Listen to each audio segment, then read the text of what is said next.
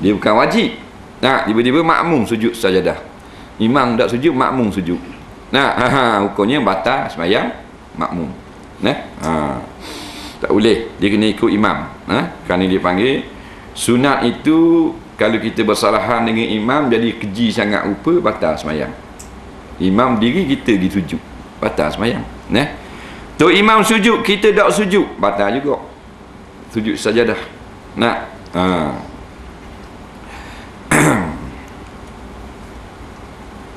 yang kedua, melakukan tawaf.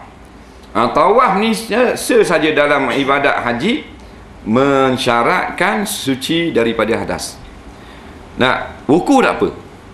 Nah, wukuf kita beradah besar wukuf. Hadas kecil, tak ada masalah sah wukuf. Nah, kita hadirkan diri di bumi Arafah. Kita langkah sepadang tu. Nah, masuk dalam bumi Arafah dalam keadaan beradah. Nah, kita ambil wuduk keluar pada Arafah, kita mandi junub. Contohnya sah juga walaupun kita hadirkan diri, mana dipanggil wukuf dalam keadaan beradah. Dan afdal sunnah, iaitu dalam keadaan suci. Sa'i, sa'i tidak syarat juga. Sebab sa'i bukan dalam masjid sebenarnya, di luar masjid. Tawaf mesti apa benda ni dalam keadaan suci. Dan kalau datang hadas di tengah tawaf, tak boleh menyambung tawaf, kena pergi bersuci. Tengah tawaf lapar kepada tiga pusingan, 1, 2, 3, 4. Ni Hajar Aswad.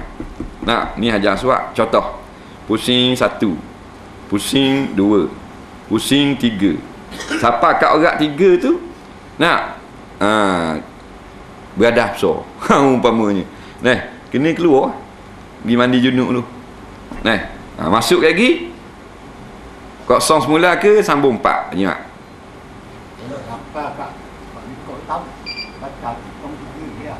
Kalau lepas dah siapa garisan Hajar Aswad ni, dikira cukup dah 3. Kat lagi sambung 4 sahaja. Nah, tapi kalau tak dah nak siapa dengan garisan ni, 1, 2, hak ketiga ni tak dah siapa garisan ni. Nah, beradah. Pergi ambil, kita pergi mandi atau pergi ambil wudu, sambung balik, baru 2 je saat ni. Faham? Sampai saat ni tak cukup 3. Sebab tu dia buat orang atas-atas. Nah, Hajar Aswad tu dia buat orang. Bucu ni ada orang. Jangan lenggok ke atas, ada orang atas langit. atas kaki tu. Nah, ada orang. Ni tang.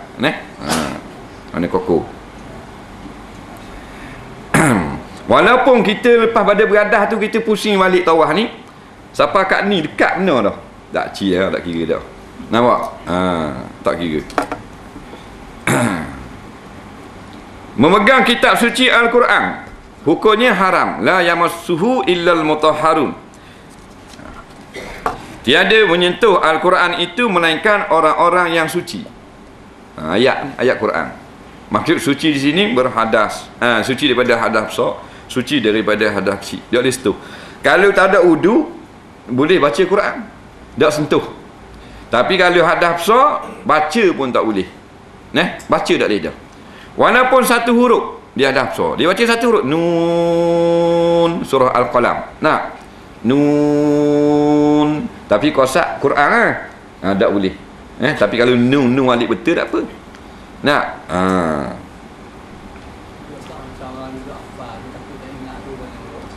orang menghafal, dia hadas besar. Lepas tu dia ni hafizah. Nah, kalau hafiz tak ada masalah. Dia boleh bila beradah mandi junub.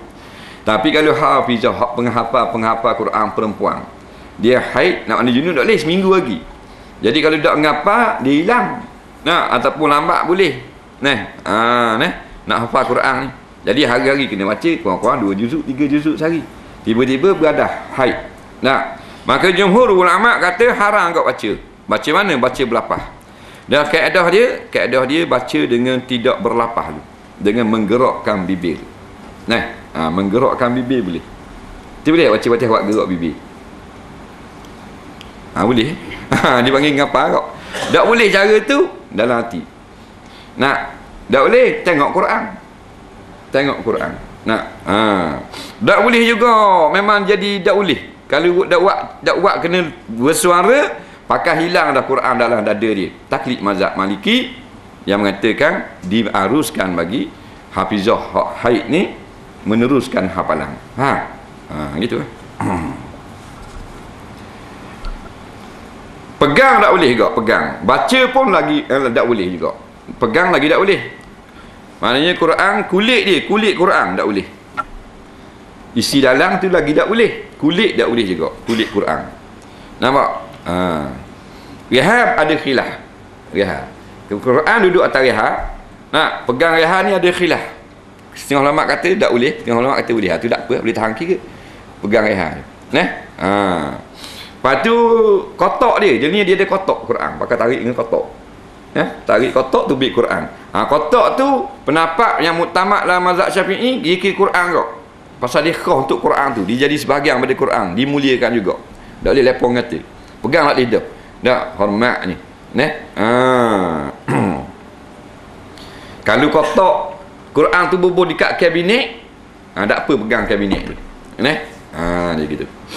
Quran tu duduk di dinding, katakan ditulis surah Yasin, paku ke di dinding, maka satu pendapat mengatakan tak boleh pegang pering tu. Pendapat yang kedua mengatakan tak boleh pegang kat ayat tu saja. Ingatlah kalau kita tak ada wudu, kita boleh bawa kitab tafsir pergi ngaji tafsir, katakanlah, ataupun kitab-kitab lain boleh tak ada wudu. Sebab dia bukan Quran, tafsir dia banyak pada Quran. Tapi bila kita buka kitab, kita jangan tunjuk tangan kita atas Quran ayat. Haram, tak boleh. Nampak?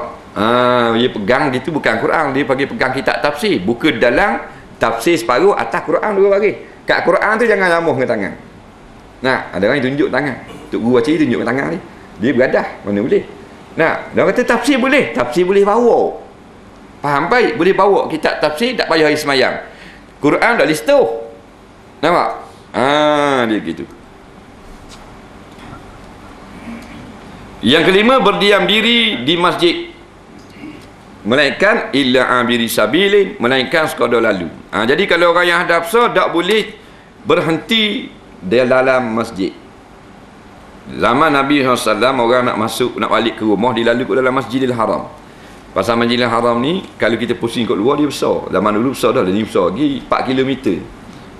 Masjidil Haram. Kalau kita pusing, sama macam kita jalan dari sini ke Libar. Nampak kalau kita pusing. Dia gitu. Jadi orang lalu ke dalam, hak junub balik lalu ke dalam. Lalu ke dalam. Boleh lalu ke dalam masjid. Orang yang junub. Berhenti tak boleh. Berhenti tak boleh. Masuk dalam masjid boleh. Tak boleh pergi duduk dalam masjid, pergi lepak, pergi relax, pergi duduk situ mendengung dalam masjid, tak boleh. Kerana kemuliaan masjid. Jadi kalau kita tinggal barang boleh. Macam kita ni memang ada lalu dalam masjid, apa lalu dalam masjid? Shortcut ambo macam masjid ada haram kat besar ni. Masjid kecil pulas kati. Tak boleh. Dan ambil barang boleh. Keluar daripada semayang tinggal cermin mata, tinggal handphone. Balik rumah 5 minit kan. Junub dah. Mari semula boleh masuk dalam masjid. Tapi jumpa kawan tak payah. Kawan ada tangan salang dah. Lepas tu ambil spek, ambil handphone keluar. Selesai masalah. Kemudian tayammum. Yang pertama, pengertian tayammum. Tayammum ialah menyapu debu ke muka dan kedua tangan sampai ke siku menggunakan debu yang suci dengan beberapa syarat. Tayammum adalah sebagai ganti dari wuduk atau mandi.